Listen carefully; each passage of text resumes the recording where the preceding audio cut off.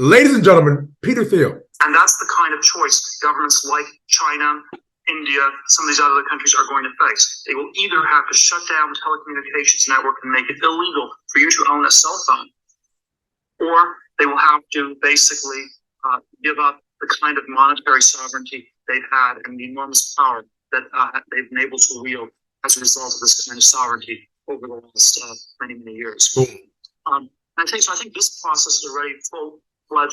The dollarization worldwide is going to be accelerated enormously by the technology. Now, the second theme is a little bit more speculative, and that is that getting rid of money altogether, going from digital dollars to any kind of government-backed currency to purely private currency. So what a private currency or private money, I think, fundamentally means is that there is no medium of exchange. You exchange value for value rather than exchanging value for something the government says has value for value. And whenever you have this intermediate step of the government saying something has value, that's where you have the subterfuge, the sort of legerdemain come in, the game of musical chairs, where every now and then a chair gets pulled out, and it turns out that you're the one holding a dollar bill that's all of a sudden becoming worth a little bit less. He almost said worthless. And the kind of exchange of value for value. You lost your color for a minute, now you black again. Yeah, I'm on a blockchain with it, and my blockchain monkeys full of octane in them. You know the vibe, plus be shredded than a motherfucker. Yeah, we crash monkeys. Yeah, we crash monkeys. It go Planet of the Apes, gorillas in a mess. All these bad rules all over my shit. It go Planet of. And so, ladies and gentlemen, before we get to the juicy part of the steak, I want to give a huge shout out to my sponsors, Lumi Wealth, using algorithms to make investing easier and more profitable. What is going on, blockchain monkeys? Eagle here, like to thank you for coming to my jungle. First of all, I'm no financial advisor whatsoever. No, I'm a professional in blockchain technology. But there's one thing that I absolutely will do, and let's give my opinion. So today, we need to take a trip back to XLM and Stellar. What is happening? You know, business as usual. You got Danelle Dixon traveling the earth, stopping with the big dog. Yes, but before we can get through it, I'm gonna need you to rub those hands together. Real vigorously. And slide down Twitter. Came through dripping. You already know Danelle Dixon at the helm, okay? CEO of Stellar Org. Take a listen. Is wrong, by the way. But what do you see coming out next? If you think about crypto regulation going along the lines of what we Danelle. Phase 1, phase 2, phase 3. What do you think we're going to see next, and how might that affect how your companies operate going forward? I think domestically, we're going to see stablecoin legislation. That's the very first thing. It's the easiest thing. It's actually super hard because you have banks that push back against it because they don't want anybody out there issuing the assets, which I think is wrong, by the way. But we're gonna still see that. That'll come together. It'll be bipartisan. There's already 3 bills right now that are pending in different in the House and the Senate side. So I think we'll see that come out. I think that we'll also then see. I'm hoping that we'll see the CFTC become sort of the regulator for digital assets, and there'll be a definition. And this is going to take a year, but there'll be a definition of a security and how. Whether these digital assets, whether cryptocurrencies are securities. That is crucial for us to have here in the United States because other countries will follow. And right now, there are so many folks in Alex's business from the financial services side that are afraid to enter the digital asset space because of the fact that they don't know if these are securities. Hello. We'll see that. Again, it's going to take another year or so.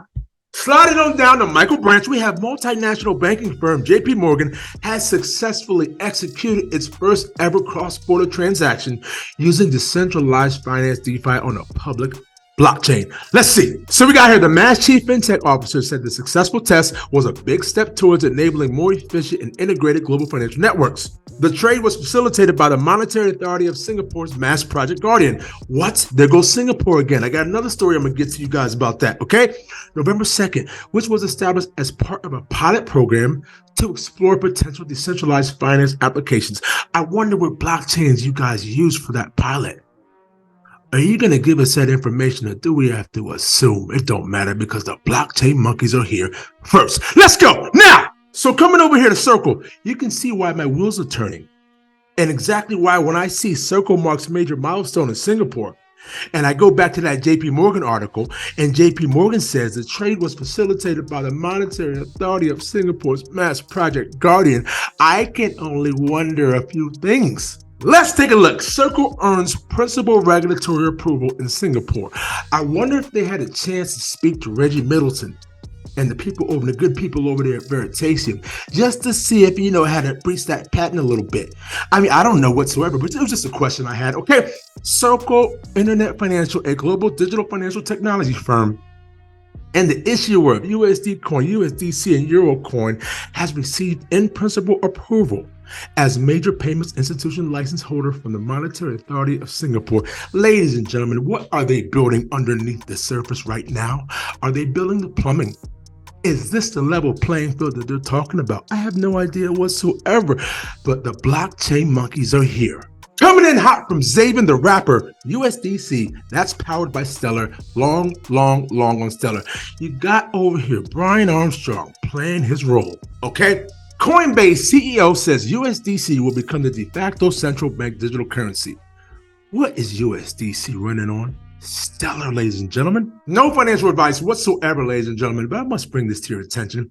The interest income growth can be attributed to Coinbase's holdings of USDC, a stablecoin pegged to the US dollar, which Coinbase owns jointly through a consortium with Circle. USDC is backed 1-to-1 by reserves of cash and treasury bills. As the Fed has raised interest rates with the hope of curbing inflation, Coinbase has been able to collect the revenue. And so let me leave you with this, ladies and gentlemen.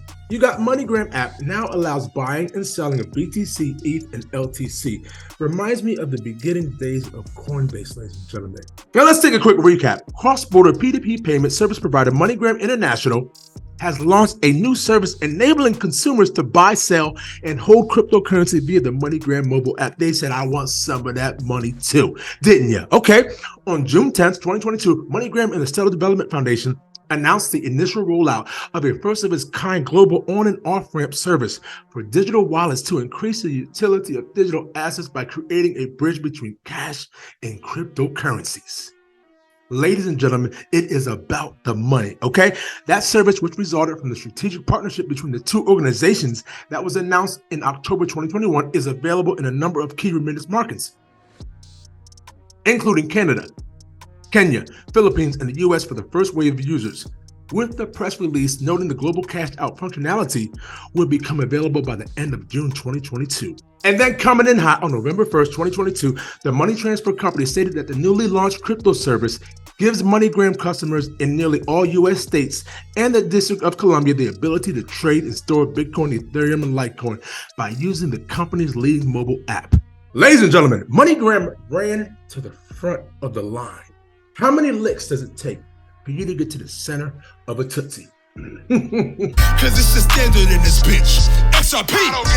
I went to YouTube University, and now they mocking me with no degree. We saying by the swift, keep it walking. Respect your elders in these bushes. Bitcoin is talking. You don't have to be rich to be taking advantage of this. This was the beginning of the greatest transformation of wealth the world has ever fucking seen since World War II. Blockchain. We talking about an intellectual choo-choo train. It's DLT up in these streets, man. That's why we rip all on that blockchain.